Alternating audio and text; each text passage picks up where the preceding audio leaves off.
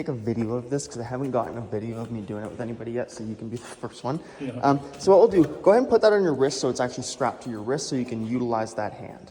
Okay. Put it on the bottom of your wrist, preferably like on the muscle. We usually want the e-collar to be on like the bigger muscle on your arm, so like under the forearm here. And then yeah, just on your wrist so you can kind of get a good contact on it. Like in here. Yeah, exactly, yeah. Good. So, what we'll do here is just tell me when you feel it. You just tell me when you feel it. I start feeling it's just like... Yeah, it's level 14. So that's, I mean, it doesn't really matter to me. I really don't care like what level you start to feel it because it's not going to be that important once we start doing this. Yeah. It's one of those things where that level changes just so much and people get really caught up on the numbers kind of thing. Mm-hmm. Like there's whole things around like finding like the first level your dog responds to. Yeah. And it's not really the way we use it. I mean, we don't want to go all the way up on the level or anything the first time we use it, yeah. But as long as we have a sense of our dog's sensitivity levels using things like the pinch collar, whatever other aversives and stuff, you can kind of get a good idea of what level may be needed in the moment, right? That you use it. And it's pretty quick to adjust up and down on these dials. And when I adjust up and down, I go pretty quickly because again, if the motivation is there for the dog to go away from you, they're going to ignore a low level on this and you may need to increase that level. So usually what I like to do, here is we'll kind of make it fun. So I'll put some money over here for you. It's not much money. We can always up the level. We can put like $100 bill here if you want to. And I'll put it over here. And like, if you get that, it's yours, okay? So it's not much money, but it's a little bit. So if you get that, it's yours, okay? Just hold his leash for me if you don't mind. Just step on the leash. Yeah, there you go. Okay, so what I'll get you to do is I'll get you to go over there. I'm gonna say come, and I'm gonna say here, just so we're not like confusing him or anything. I'll say here, and if you ignore me, when I say that, you're gonna feel the stim, right? When you feel that stim, that's your signal to come back to me. Like that's the option there, right? Yeah. You know, I can communicate that with you by telling you like when you feel that, when you know what here means as well. So it's kind of like that. You know, you already know that you have a past history with that word. If I made up a word like, bananas, we could do the same thing here, right? But I want the dog to have an understanding of the command as well. So it's important that you have some foundational recall work with the dog, just like I can tell you right now, you know what here means. We need to know he knows what come means.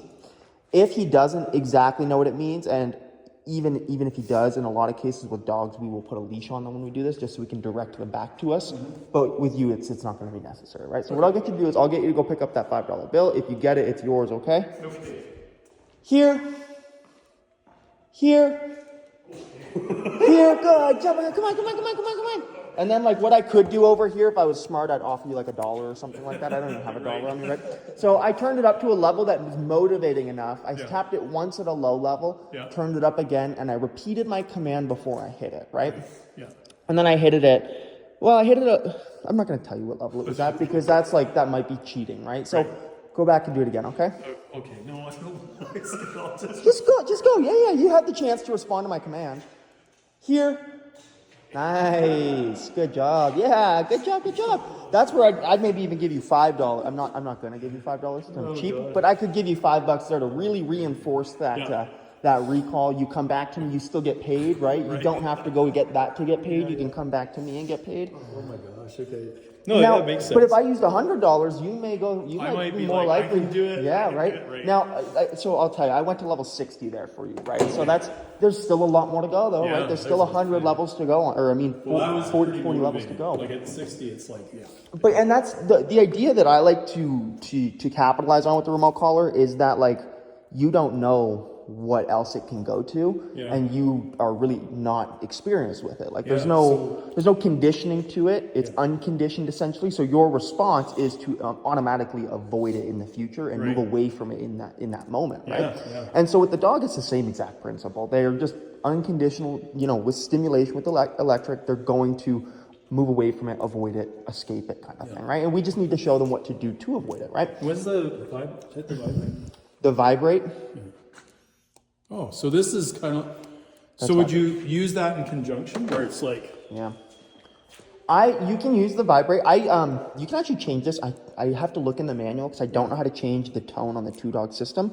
You can change that to be a tone, Yeah. so it's like a beep noise, which I much prefer over the vibration myself because it's just it's a noise. There's no like, it's not like a stimulation of any kind.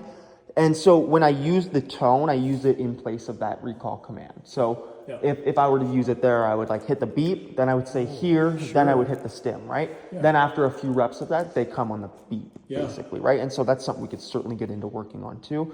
I usually start with verbal. We've tried whistles with him too. Yeah, yeah, actually, and we do have a 2-tone whistle Nice. already, but that's a great. Yeah, the tone is basically, like I always tell people, the tone is just a replacement for your actual verbal command. Yeah. It's just another warning essentially, and it tells the dog, hey, like this is what you need to do to avoid that stimulation that may come. So if the dog's farther away, if it's really windy as it can be here, that tone can really help cut through that kind of issue. So